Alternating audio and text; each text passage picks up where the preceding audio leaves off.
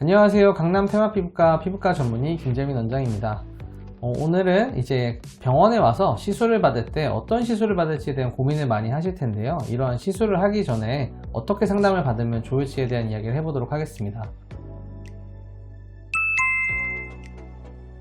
요즘 같은 경우에는 워낙 다양한 스타일의 병원들이 많이 나오고 있습니다.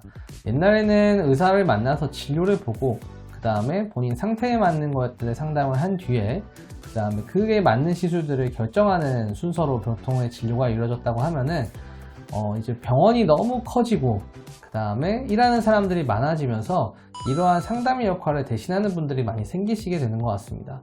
저희가 흔히 상담실장이라고 말하는 분들에 대한 이야기를 하는데요.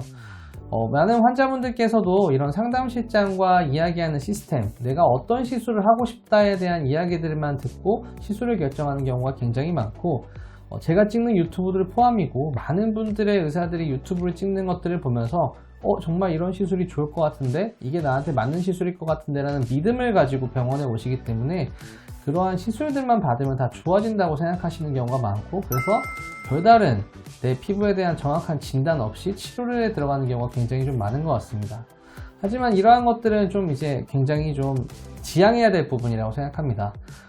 환자의 상태에 대한 거는 본인이 보는 상태도 중요하겠지만, 실제로 이제 의사가 직접 판단을 하고 시술을 많이 해본 선생님들께서 본인한테 맞는 시술, 어떻게 하면 몇 번 정도 하면 좋아질 때에 대한 얘기를 충분히 해주는 것이 중요하다고 생각합니다.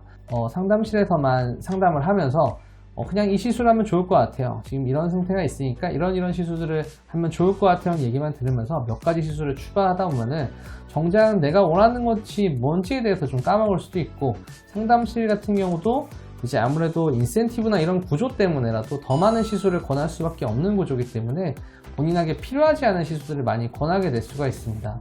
그래서 본인의 어떤 예산에만 맞는 치료를 하는 것들이 아니라 본인의 상태나 그 다음에 향후 어떻게 되는 목표에 따라서 어떤 방식으로 치료를 하는지에 대한 것들을 잘 계획을 수립해야 되는데요. 이러한 계획들은 상담실에서만 하는 거에는 저는 좀 한계가 있다고 생각하고, 병원에서 꼭 의사를 만나고 상담을 한 이후에 결정하는 것이 좋다고 생각합니다.